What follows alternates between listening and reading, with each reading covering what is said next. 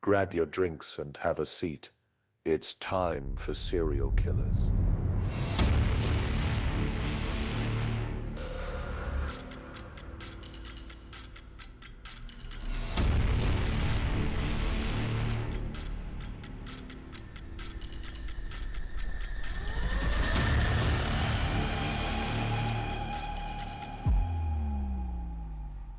Hello, hello. Yep. We're here. We are. And by we, I mean I'm T. And I'm Jay. And we are here to tell you about Serial killers. Again, I'm sorry, I'm going to say it every single week until we fix it. The echo. I apologize because you do hear the echo when I'm editing. I can totally hear it. So I know you guys can hear it, and we are working on it. We are just trying to do They can our hear thing. what? I'm not saying it again. What can they hear? Not saying it again. The echo. So if you are new here, we talk about serial killers. And so if you thought you were going to be listening to something else, you might want to turn it off because that's what we're here to talk about. Skip it. Serial killers. Every once in a while, we might be talking about true crime, but we are talking about serial killers. For now. Until we run out of them, which will be a while, but it'll happen eventually. I mean, for God's sakes, we're on episode 124 and I still have like a shit ton more. So we definitely have a long time coming. Secondly, just wanted to point out that at the end of this podcast and at the end of all the podcasts from here on out, there is going to be a link at the bottom of these show notes that will bring you to our new merch store. Yep, and it'll grow and change. It will change and grow. We probably won't leave stuff up there forever. So if there's something you like, listen, as we grow and change, we will be updating. Listen, your girl is the one that's trying to do this, and she is not very creative. So Jay helps every once in a while. But again, this is my full-time gig and not his. So your girl's trying. So there's that. We do have some really cute... Not cute. Super cute. We have a really cool tote bag that I actually am going to be ordering here soon for myself. It's totes cool. It's totes. And then we also do have a couple of coffee mugs. Like we're working on it. So, if there's something specific you want to see, drop me some inspiration because I need it. But other than that, I think we're going to get into everything that we normally get into, which we always start up with every episode the same way, where we talk about... What are we drinking? So, Jay, what are you drinking today? Some nice ice cold Milos. I swear one of these days, Milos. Milos is going to come to us and be like, you mentioned our name so many times. Just sponsor us, Milos. This man loves your shit. Yeah, for the record, Yellow Cap. Yellow Cap Milos. Yeah, that's all he drinks. It's either that or coffee. So, I mean, I throw in water every once in a while to keep my kidney happy. Not really. So I'm actually drinking an iced coffee, and I am drinking an iced Malazio blend coffee with my Nespresso pod, which I regretted as soon as I did it. I should have actually used my Nescafe because I have the powdered Nescafe espresso. I should have used that. I also have multiple espresso pods for the Nespresso. I should have used one of those because I do not, no hate on Nespresso, I do not like the iced coffees that Nespresso makes. No, I think there's not enough coffee and way too little amounts. And I was looking for something better and I failed. But I'm drinking it anyways. I do like a nice cold espresso. I hate the word espresso. Listen, no hate to you if you say espresso, but my God. There is no X. There is no X in the word. It's ESPRESSO. And if you didn't know, I'm a spelling bee champ. And now, actually, she's not. I am too. Whatever, in like third grade. Fourth, but thank you. Spelled the. Anywho. No. Let's get into the meat. We are going to talk about that's no serial killer dig when I say meat. Well, this is a good one to say that on. Oh, snap. And just for the people who are new here, hopefully there's some. I don't know about these. So T does all the research, and I'm hearing it for the first time, just like all of you. So when I make little snide comments about that, I have no idea who we're talking about. True story. So here we are. Here we go. We are talking this week about a man named Juan Vallejo Corona. His nickname is the machete murderer. Well, I was going to say the meat butcher or something. No. But you just hear me out. He has 25 Machete. victims. Damn. From the murder dates of 1960 to 1971. His All right, 11 years. That's a spread. location of murders was Yuba City, California. His method of murder was stabbing. What is stabbing? Stabbing. His method of murder is stabbing and bludgeoning and one shooting. The characteristic of his murders, he hacked up the bodies, which is why I said it was like Machete. meat-esque, which is why he's known as a machete murderer. And I believe I've been to that city. I think you probably have because I don't think it's very far outside of LA. What is it again? Yuba City, California. YUBA. UBA. So Juan was born February 7th, 1934 in Jalisco, Mexico. He had 13 siblings, so he came from a fairly large family. Now at the age, okay, that's all I know about his young years. I know nothing else. I can't stand that. I don't know. So don't ask. The age of 16. I have not been to Yuba City. It's Okay. north. It is north. It's north of Sacramento. I forgot. It is. We north. might have drove through Yuba City to get to San Francisco. Yeah, I forgot it is. This is Northern California. Now at age 16, he drops out of school and he crosses the border of Mexico into California. And while he's here in the United States, he finds work. He works on farms, picking fruits and vegetables. He also studies the English language, while he's also attending night school. So he's kind of trying to get his shit together. This is why I'm saying, like, I don't know what happened in his younger years. Now, after about 3 months, he moves to Sacramento, California, where he continues to do farm work. Now, 3 years later, so at the age of about 19 years old, in May of 1953, this is when he moves to Marysville in Yuba City. Now, his brother had previously moved there, and he told him, like, Juan, hey, come move here. There's jobs here for us. We've got a good life. Let's do this. And it is here that after he moves, that he meets his first wife, Gabriella. Where's that creepy house we went to? What creepy house? The one with all the stairs? Winchester Mystery House? Yeah, where's that? Southern California. No, it's northern. It was Marysville? No. What the I can't, why my brain doesn't want to think.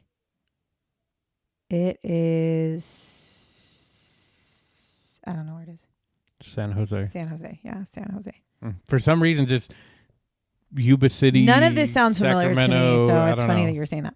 So he meets his first wife, Gabriella, while living in Yuba City.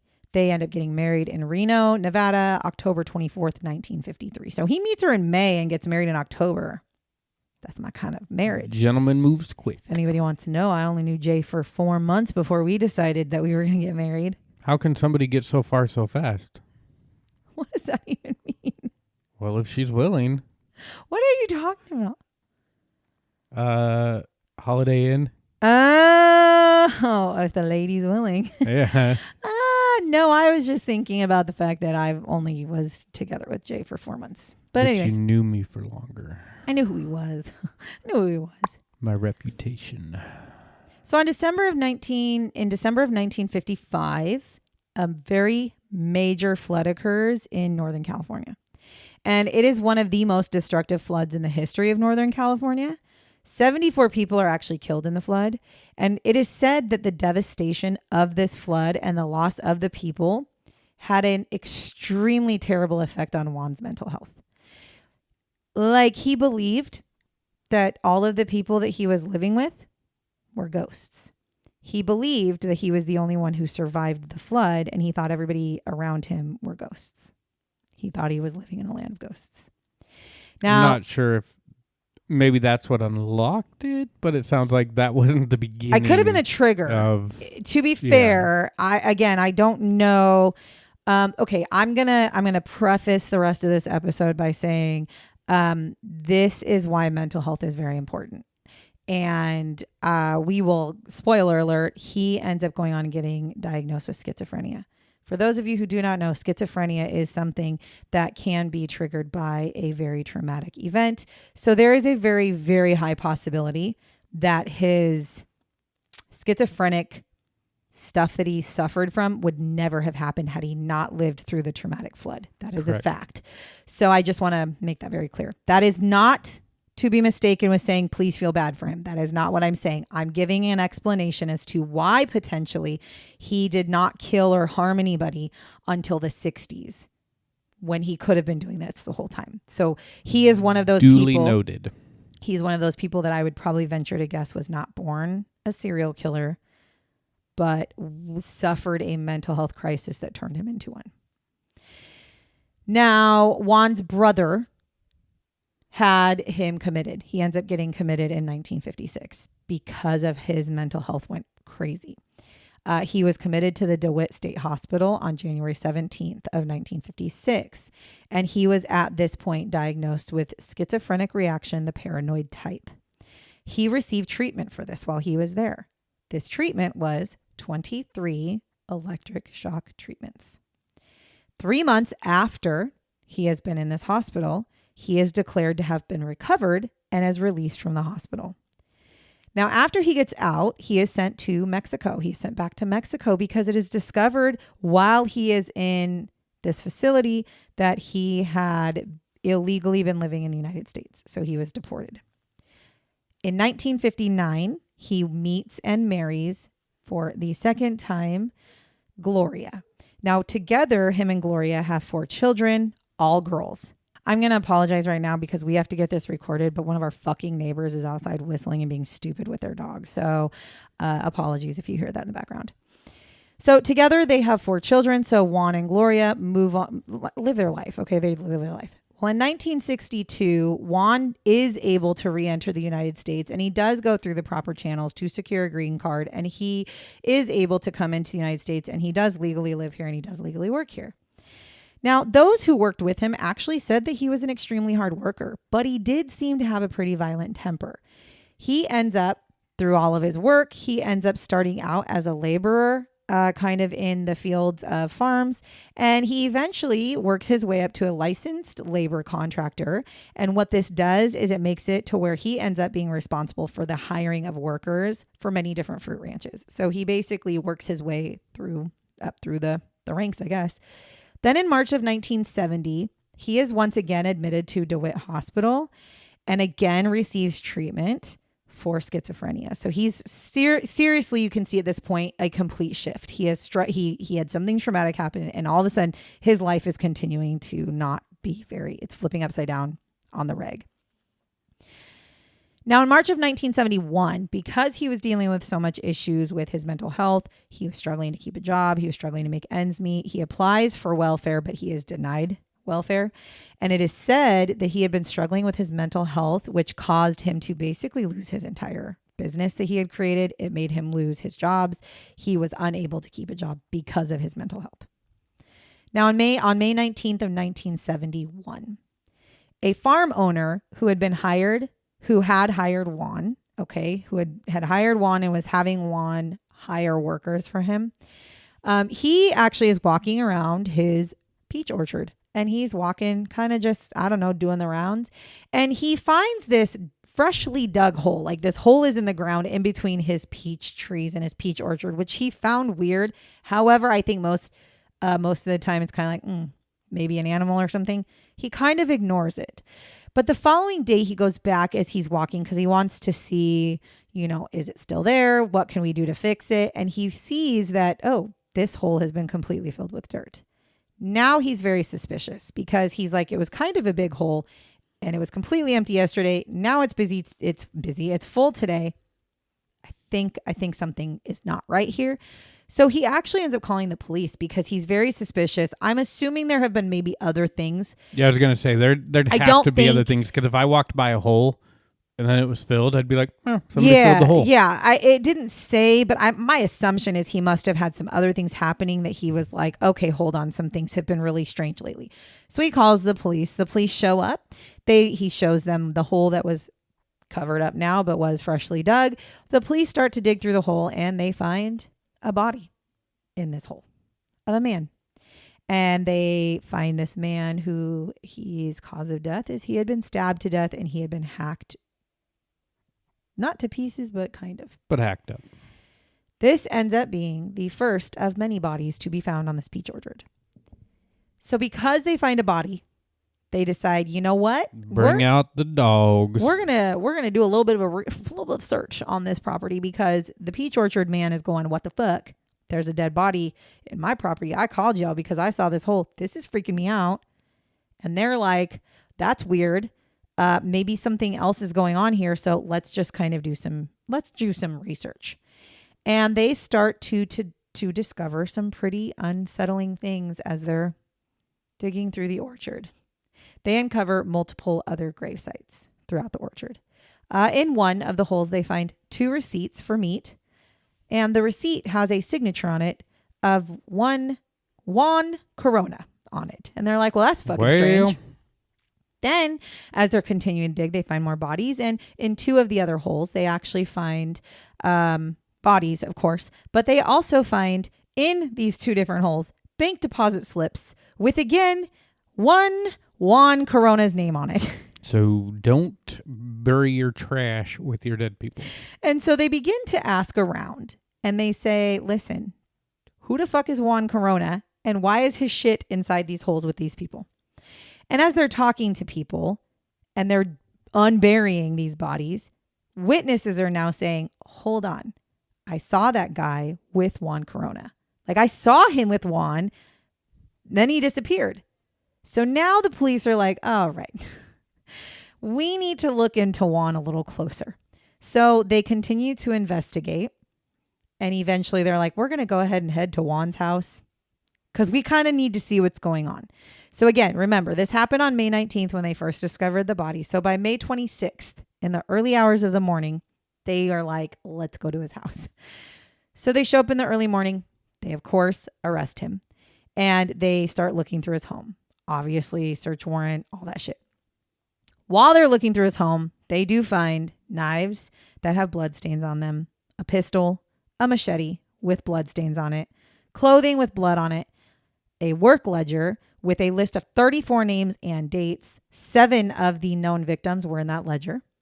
And it was believed that the dates that were up with that ledger, in that ledger with the victims, were the dates they were killed. And then the police continue now, because now they're like, okay, hold on. Not only do we have your name, inside of these graves, but we also have all of these things that we have found that all have blood on them, which also, Juan, get rid of I don't know what we're doing. Why are you keeping bloody clothes? You want to keep the machete, clean it off. Like, why is there blood on it? I'm not I'll never understand why we aren't cleaning off our bloody tools. And I say we as if I'm out there killing people. I'm not. But, I'm just saying if I was, I most definitely would not be leaving bloody knives around because that's weird. And so, the police are like, okay, let's continue to search the orchard. Because at this point now, we're seeing a lot of things that are making us think this man is killed, probably more than just the people we have found. And so they officially finish their search of the orchard on June 4th, 1971. So almost a month into it. And again, you can only search so much of an orchard, right? Like you can't search every single piece of it. So they're searching what they can. I guess my assumption is they're looking for freshly dug or like disrupted areas, right? So in total, they end up discovering 25 male bodies throughout the entire orchard. Also, think of the people who bought their peaches from that peach orchard. Yeah, they're like, these peaches are huge. It grosses me out. Now, 4 of the people were unable to be identified due to decomposition and stuff. Most of his victims were migrant workers with no ties to anyone in the area. The ones who were able to be identified were as followed. Sigmund Emil Bierman, John Raggio Smallwood, Mark Beverly Shields, Joe Caravio, Raymond Renaud Muchache, he was 47, Kenneth Edward Whiteacre, Melford Everett Sample, Charles Cleveland Fleming, John Joseph Haluka, he was 52, Warren Jerome Kelly, who was 61, Donald Dale Smith, who was 60, William Emery Camp, who was 63, Albert J.T. Riley was 46, Paul Buell Allen was 59, Clarence Hawking was 53, James Wiley Howard was 64, Edward Martin Cupp was 44, Albert Leon Hayes was 58, John Henry Jackson was 64. Lloyd Wallace Wenzel was 60. And Joseph J. Maxack was 55. If you notice, they're all fairly older older. Gentlemen. Well, not older. Let's call them seasoned gentlemen. Well, let's think about it. 1960s and 70s. I mean, he was born in 34. So, I mean, he was in his 30s, maybe 40s. No, 30s. He was in his 30s when he was, so they're definitely older than him. Now, Juan is officially charged with 25 counts of murder, and his defense attorney asks for psychological evaluations by several psychiatrists. Now, on June 2nd, Juan pleads not guilty by reason of insanity. That's what he wants to plead. Now, for some reason, I do not know because I was not privy to the information. Juan's first defense attorney was taken away and he was given a different defense attorney to continue his plea or his trial. Now, this attorney decides, no, we're not going for the insanity plea. He says, no, we're not going to plead not guilty by reason of insanity. And I just want to side note this and say that this attorney never actually looked at all at the medical or psychiatric reports. So he had no idea if he was actually deemed insane or not. He just said, we're not doing it. So on July 12th, 1972, an official murder indictment was granted for 25 counts. And on September 11th, 1972, his trial officially starts. Now, this trial does take several weeks just to select the jury. Like they take a long time for jury selection. And then the trial itself lasts like 3 months. That's a long time. That's a long trial. Now, Juan denied any responsibility of any of the murders. After 45 hours of deliberating, the jury found him guilty on 25 counts of murder, and he was sentenced to 25 terms of life imprisonment without parole. Now, his actual sentence began at the California Medical Facility because he had suffered a mild heart attack before his trial, and he also had heart problems. So his official start of his prison sentence was actually in a medical facility for the prison. Now, on December 6th of 1973, so a year later, he is actually stabbed 32 times while he's in his cell. Now, it was said that he had bumped into another inmate and did not say excuse me to the inmate. I've never been to jail. They got rules up in this bitch. I've never been to jail, but I just don't know if that's actually what happened. He might not have said sorry. He may have said other things. Correct. Or maybe they wanted to kill him because he killed a bunch of men. I don't know. And so he was stabbed. He barely made it alive, and he almost lost his, I think he lost his vision in one eye because of it.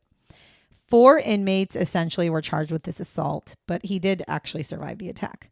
Then on May 18th, 1978, Juan's conviction is overturned on appeal. This was due to what they said was incompetence of his defense attorney. Some of this probably was because his defense attorney never let him take the stand in his own defense, never called a witness at all in his entire trial, and would not allow him to do the insanity plea.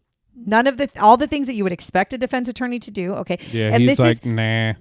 That's what bugs me about this specific incident is his shit would have never been overturned had his attorney done his fucking job correctly. Right. But it's almost like his attorney didn't want to even try. So on February 22nd, 1982, he is granted a new trial, and his new trial has now started. Now, his defense at this time tried to actually blame his brother for the murders, Juan's brother. Now, Juan's brother had died several years earlier, so it's very convenient to be able to blame somebody who cannot speak. Okay. And the claim was his brother was a homosexual hating man, and they were claiming that he killed these men out of rage against homosexuals. However, nowhere in my research did I find that any of these men were actually gay. So I couldn't tell you if that's really what they said, but that is what the defense was saying. This does not work. Okay, first of all, the jurors are like, first of all, none of this makes sense because some of the murders that you say happened at that time, the brother wasn't even there. So you're trying to say that he was there for this short amount of time and killed all these people. It doesn't make sense. His defense attorneys also called over 50 witnesses. I don't know who was a witness for Juan. It's a lot of witnesses. But they called over 50 witnesses, and Juan took the stand for himself. So all the things that should have gone the first time happened the second time around. This trial takes 7 months. Damn. And Juan is once again found guilty and is convicted of the murders. And he is sent to Corcoran State Prison in 1992. He had tried to be paroled 8 different times, and each time he was denied. So he obviously did not get the same sentence. He did not get 25 years in life without parole like he did the first time. So my guess is he got life with parole. Yeah. 25 counts, which, by the way, he was serving concurrently, not consecutively, which again, consecutively would have put him in jail for 25 years times 25. I can't do the math, but it's thousands. Okay. Actually, I don't even know. I said that and I don't even know. Is it thousands? What is it? You don't know? Why are you looking at me like that? You don't know? 25. It's a 400 and that's 600. Okay, so it would be 600 years. Close enough to 1,000. But he doesn't. He's serving them concurrently, which means he has to serve minimum 25 and then he can be paroled or try to be paroled or not, whatever. So he did try to be paroled 8 different times, was denied each time. Now, on March 4th of 2019, Juan dies in prison from natural causes. He was 85. 625. My apologies. Loser. You don't even know. So that's the story of Juan Corona. I do have some shiggity shots. What? That's what we're here for. So it was said that Juan had such a bad temper. Okay, because of temper. We talked about it. His family would sometimes tie him up with ropes to subdue him because of how crazy his temper would get. Okay. It is also very possible that there were even more victims buried in the peach orchard that they never found because it was a lot of acreage to try to go over. And you figure he was killing for 11 years at minimum. Well, and he had the ledger, which had like 34 names in it. Exactly. And that's their thought is some of those men were never found like on the orchard. So where are they? And again, they could be buried under some of the peach trees because 11 years is a long time. Yeah. Or he could have not been working at the orchard when he, there could definitely be more. Now, there were claims about the discovered bodies that they were all hacked up, which we already talked about this, that most of them were hacked up. And the description is literally hacked. It's not they were stabbed. It was they were stabbed and hacked. I don't know, but in my brain, I can only imagine what hacked is. But this is why the press deemed him the machete murderer, because he literally took a machete to these people. Now, Juan once was considered the most prolific serial killer in U.S. history who had been captured. So he was actually considered to be pretty fucking important. Yeah. That was until 1973. This title was taken away from him by Dean Corll. And if you want to know who Dean Corll is, we talked about him in episode 117. Boom. So if you want to go back to 117, you can listen to who Dean Corll is. He was a fucking guy. He was a man who liked to kill. He liked to kill. Anyway, so you can go listen to Dean yourself. Now, in 2011, he was at a parole hearing. Juan was at a parole hearing, and he did admit in that parole hearing to killing the men. He supposedly claimed that they were just winos and creeps that were trespassing on the property. So that's why he killed them. Here is a quote specifically from him. "Yes, I did it, but I am a sick man, and a sick man cannot be judged by the same standards as other men." Sir, I beg to differ. Yeah, not happening. Sick men can be judged just as much because your actions have consequences.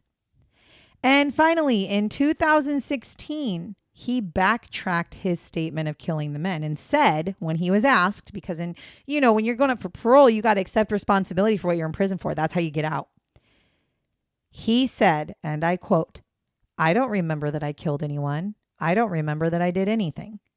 Now, I am going to also follow this up with, it was written and put, most definitely, he was also suffering from dementia while he was in prison.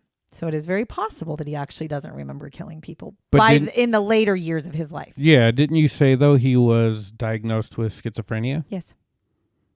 Isn't that like multiple personalities? No. What's schizophrenia? Schizophrenia is when you hear voices.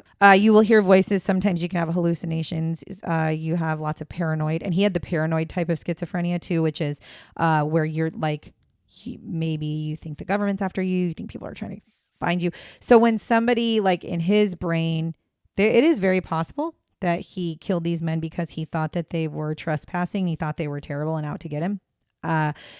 But it is more likely, in my opinion, that he probably had dark voices telling him to kill people. Well, I was just, because for some reason I thought it was like split personalities. No, I'm like, well, this is why he wouldn't remember. Correct. You're not wrong. Because he could have turned into Patricia. You're right. Dissociative identity disorder. Yeah. Yes. He could have been that, which would be multiple personalities. And you're right. People with multiple personalities, they do have blank times where they don't know what's going on or they don't remember things. But schizophrenics, they will remember. They just have voices. Most schizophrenics, I believe, have voices that are in their head.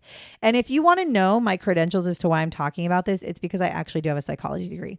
I know this stuff. I like to research it a lot. So I'm not just talking out my asshole.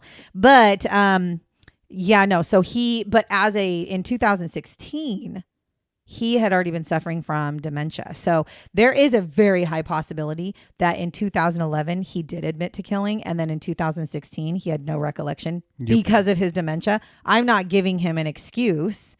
I'm just saying he might not have purposely been like, I don't remember. He just said, like, I don't remember killing anyone. I don't remember I did anything. And he was in the later years of his life in prison. He was actually in a unit of the prison that specialized in Alzheimer and dementia patients or prisoners. So it is very possible. Yeah, that would be rough with like dementia or Alzheimer's. Especially if you're in prison and you don't know why. You wake up and you're like, what the Yeah, you're like, I don't really understand what I'm here for. However, at the same time, I'm not going to say, I'm not going to say that because I was going to say, he deserves to be there. But, there does come a point where you're like, he deserves to be there. He was there from, 1973 on. But if you're at a point where you don't even remember who you are, does it really serve its purpose anymore? You're not even knowing why you're in prison, right? Like, I don't know. But what I will say is that in this specific story, Juan himself, I don't know why he did what he did. I don't want to say it's because he's schizophrenic because I think that's a really dangerous thing to put out in the world. I think it's really dangerous for people to come out and say schizophrenics kill people because they don't. Most people with schizophrenia are not coming after you and they're not trying to kill you. And most people with schizophrenia live a very relatively normal life with proper medication and therapy. So I don't want to worried that everybody's trying to kill them, not the other way around. Well, and I don't want people to be like, oh God, schizophrenic people. That's not what I'm saying. But what I am saying is that I do think that had he not had the traumatic flood event happen in his life, I don't know if it would have triggered his schizophrenia. And therefore, I don't know if he would have been somebody who killed because he definitely struggled with his schizophrenia. He went into facilities multiple times for it. And yes, it is a fact that he may have had dark voices telling him to kill. And he did. He is not the first serial killer that we have gone over that had schizophrenic episodes that would tell him to kill. And probably not going to be the last either. No. So, but I want to make this very clear. Schizophrenic people do not kill people. This is one of those correlation does not equal causation things. Okay. This is one of those things that like, because you're schizophrenic, just because you're schizophrenic doesn't mean you're going to kill people, right? There's a correlation, sure, between people with schizophrenia and like serial killers that have killed. Sure. You can find a correlation, but it's not a cause. People are not killing because they are schizophrenic. Right. So I want to make it clear because I don't want to put that message out. I like when I do these, but I hate it because I have an explanation. But I hate it because the explanation is something that if we don't say it the right way, it can get misconstrued, and people could take it a real fucking crazy way. And I don't want people to do that. So I feel like we did okay. Now that we've cleared that up. So that's it. That's the story of Juan Corona. And so thank you for listening to us as per usual. And as always, please like, follow, share. If you love this episode, please be sure you're subscribing to us, leave us reviews, share us with all of your other true crime friends. And again. And if you're unsure, give us another shot. Sure. If you didn't like this one, go check out Dean Take Coral. two to say no. go check out episode 117, Dean Coral. That'll kind of like bring you into this one, or just wait it out and see what else we come up with next week. And then as always, we have started up our Patreon. It is patreon.com/Fatal Blend. We're also on Instagram, TikTok, Facebook. And we now have our merch site out. Please don't forget, because I want to see, you know what I want? I want to see all these people wearing our merch. Not even because, by the way, our merch does not like, it's not like Fatal Blend. It's not like that. Nope. We're making cool merch. I want all of y'all to have our cool merch just because we can all be twins. Yeah, and then we can all be matchers, because Jay and I are going to have all the merch because we're buying all the merch as we make it. And we can all be sharing and twinning together with our coffee cups and our tote bags and our shirts. And you can take pictures and post them on and show us what you got. Yes. And if you are a Patreon person, go to Patreon, follow us for free. If you want to have access to some of our more special things, like a bonus episode or special, contact with us, where you'll get to see maybe the merch pictures, or maybe our podcast room, or maybe whatever, and interacting with us in different ways, then you got to do the paid tiers. But honestly, I don't care what you do. Just follow us on Patreon. Yep. I like it. Anyways, okay. I feel like that's all we're here for. I feel like we're done. I feel like we finished it. I have nothing else to say other than thank you so much once again for listening to us tell you the story about Juan Corona, the machete murderer. I don't got nothing else to say other than goodbye. And we're one episode closer to no echo. Bye-bye. Remember to lock your doors and bar your windows. Until next time.